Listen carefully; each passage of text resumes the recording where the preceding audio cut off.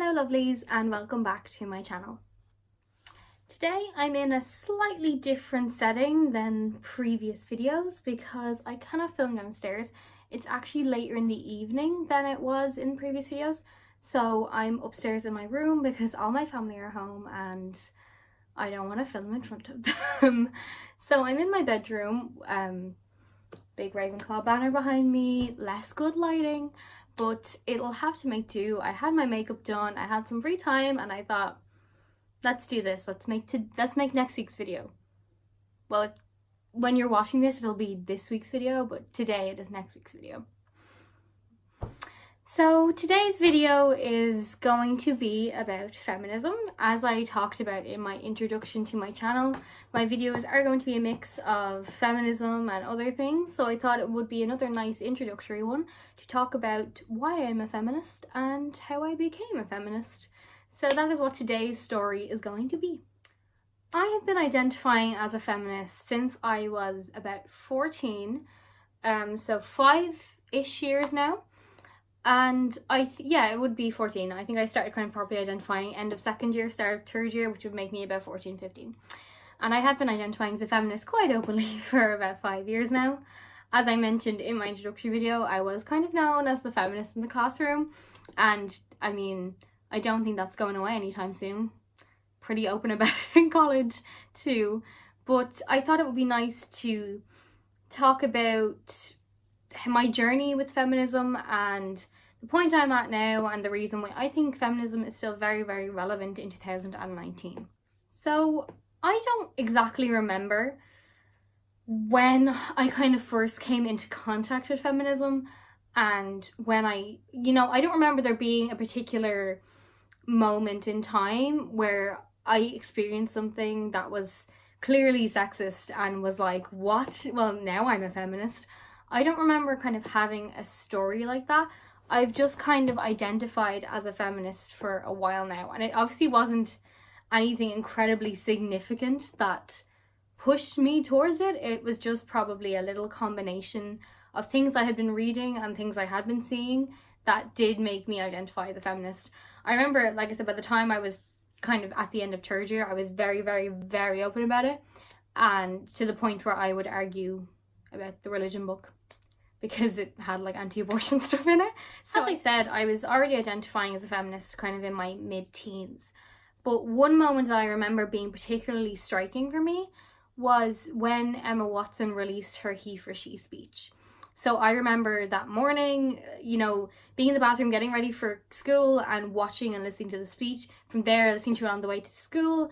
And I was just blown away by everything she said. I was like, wow, because I was a massive Harry Potter fan. And I was like, oh my god, she's like Hermione Granger in real life. And I just thought it was so cool. I went into school and I was like, did you all watch Emma Watson's speech? Have you guys seen her speech? Go watch her speech. We were doing speech writing in English and I was like, can we put on Emma Watson's speech? Like, that's how into it I was.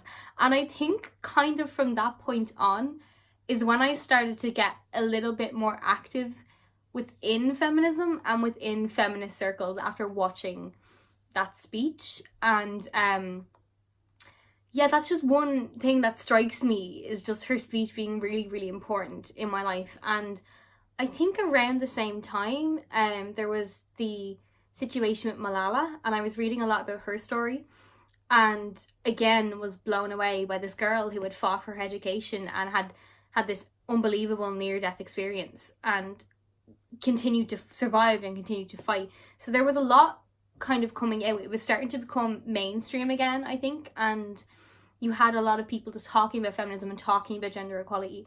So around that time, I think, was what really gave me the drive and the push to actually go out and start looking at campaigns and writing about feminism on my Facebook page and different things like that.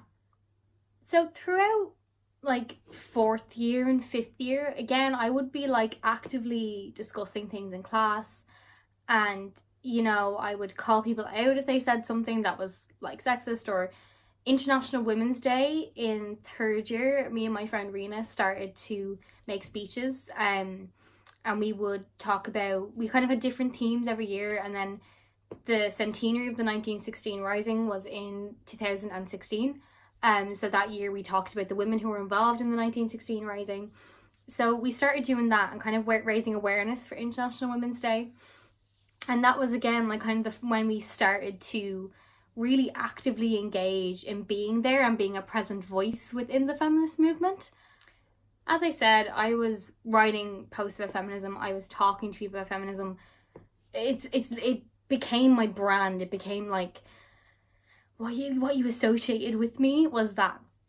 But I didn't actively get out. I didn't actively get out and start actually campaigning for things until the summer before my 6th year in secondary school, and then throughout my 6th year in secondary school.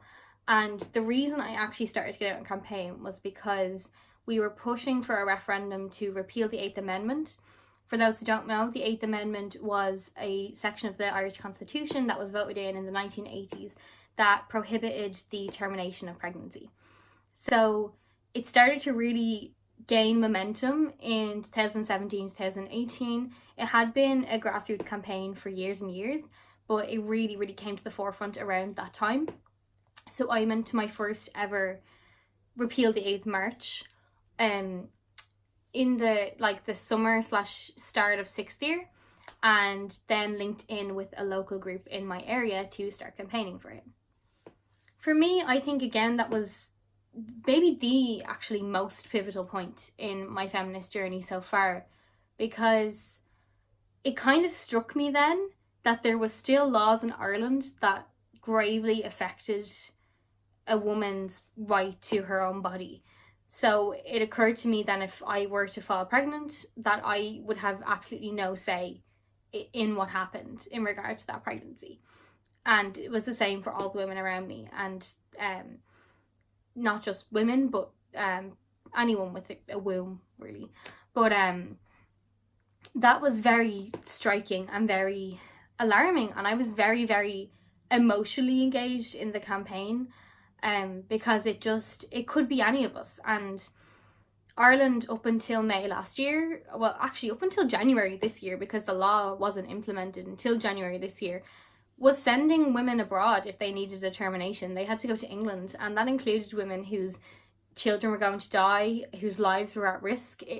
It was really, really harrowing. And you were reading all these stories about women who had travelled abroad, and you talked to women who travelled abroad, and women who had babies with fatal fetal abnormalities. And it was just such an emotional and really, really personal campaign.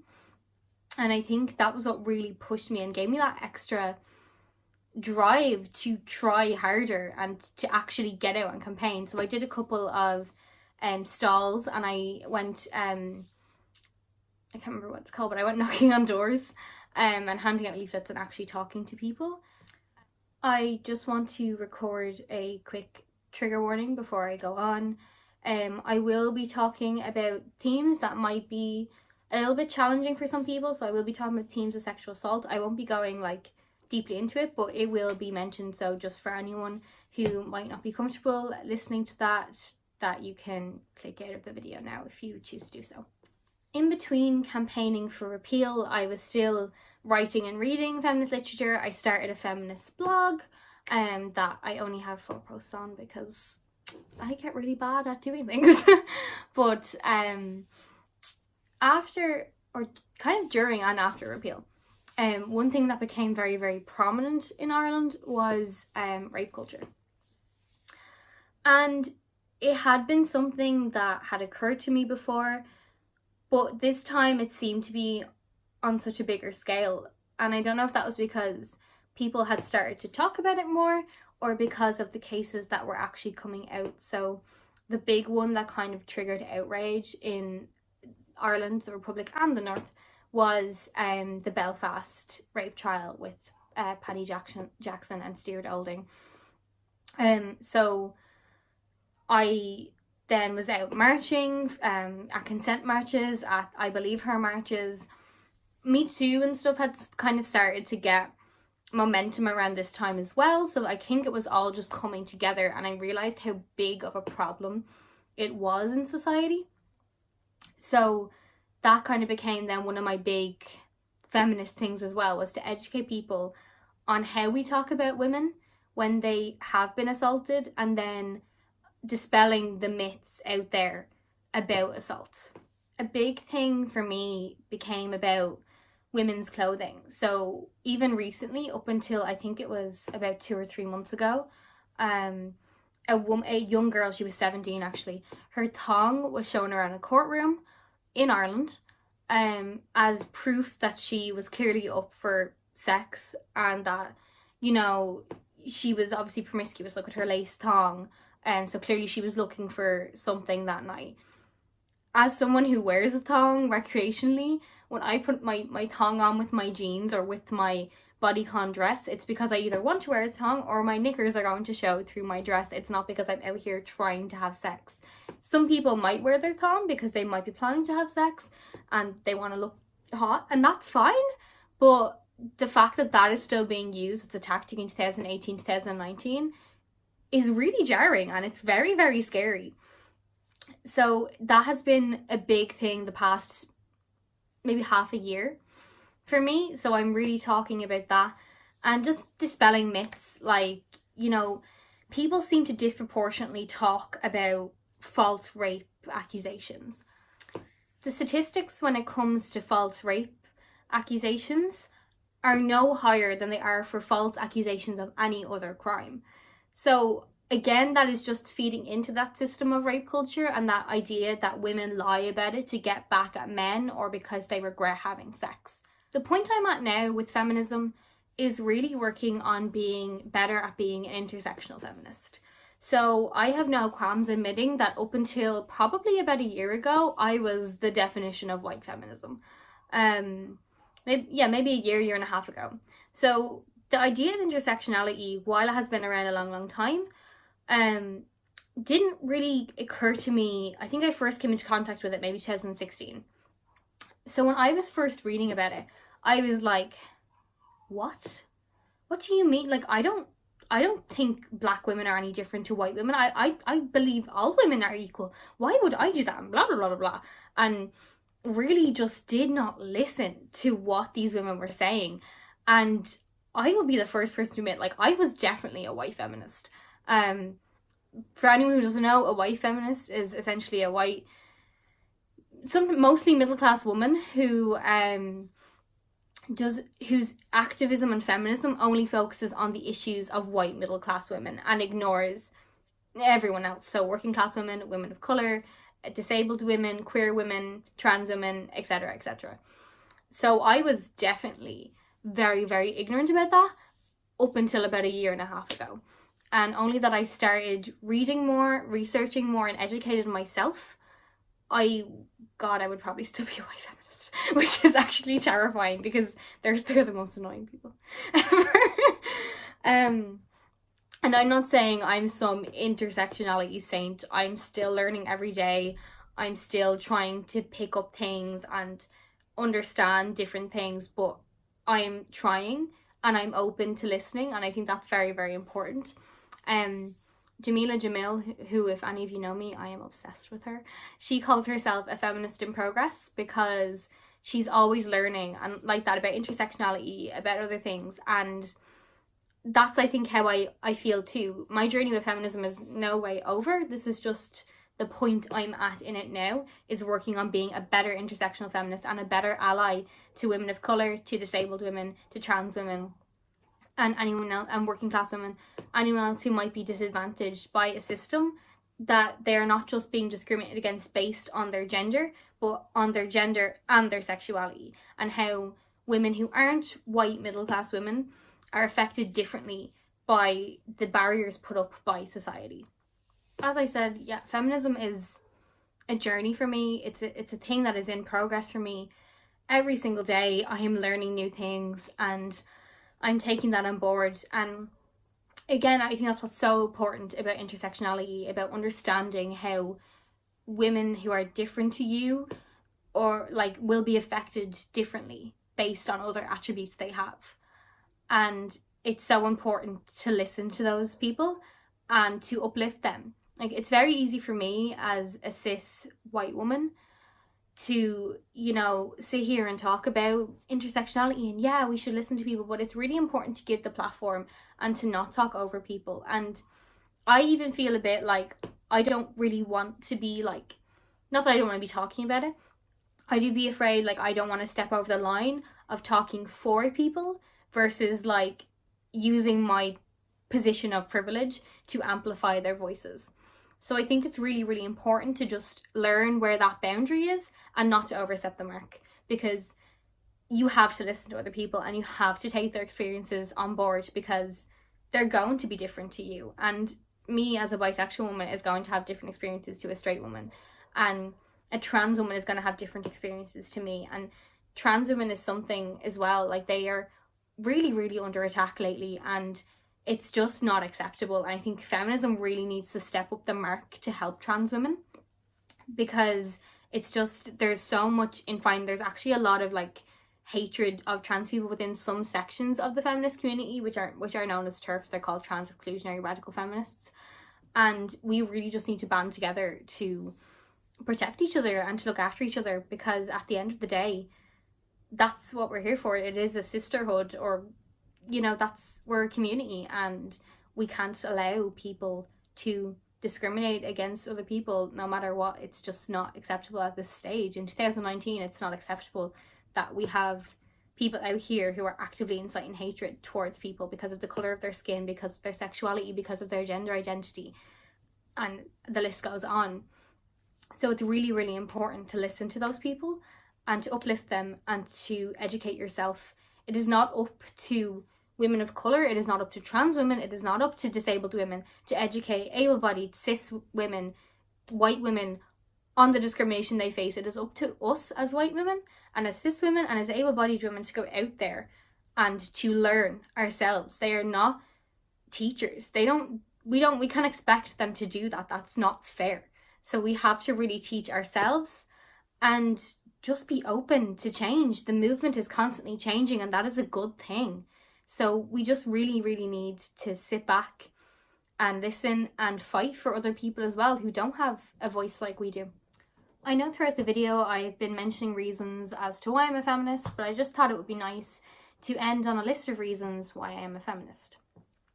So I am a feminist in 2019 because rape culture is still very prominent, because while we may have achieved the right to the termination of pregnancy in the Republic of Ireland, across the world and as close as the north of Ireland, women still don't have the right to the termination of pregnancy.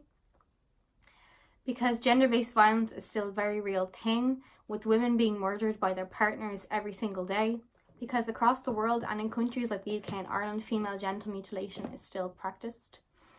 Because there are countries in the world where women still don't have basic human rights. Because there are countries in the world that are still trying to limit women's reproductive freedom. Because there are still barriers in the workforce for working mothers. Because there is still social stigma towards working mothers and towards mothers who decide to stay within the home. Because the male suicide rate is far higher than acceptable. Because racism is still a very real thing all across the world. Because trans people are still being discriminated against and murdered. Because homophobia is still very real and being gay is still illegal in some parts of the world. Because when I go out for a night out with my friends, one of my worst fears is my drink being spiked. Because when I get in a taxi, one of my worst fears is being attacked. Because in 2019, men still think they can shout at me from the windows of their cars. Because in 2019, men still can't express their emotions without being labelled less of a man. Because in custody battles, men are less likely to get custody of their children, even if it benefits the child. Because several spaces still do not accommodate disabled individuals. Because women's health is not taken seriously. Because sex trafficking is still a reality for girls and women all across the world. Because sex workers are still not respected and protected by laws in countries all across the world. And because despite how far we have come, we have not achieved full gender equality. So I just want to thank everyone for watching the video. I know some of the topics raised were maybe a little bit heavy for some, and I applaud you for watching it if you did. And obviously if you couldn't continue to this point or skipped over certain points, that's obviously totally fine as well. However, if you did like the video, I would really appreciate if you gave it a little thumbs up. Click the little subscribe button and the notification bell if you would like to get a notification every time I post a video. If you would like to leave a comment as well, I'd be delighted to read them. And don't forget to share the video with your friends too. So thanks again for watching, guys, and I'll see you all next time. Bye!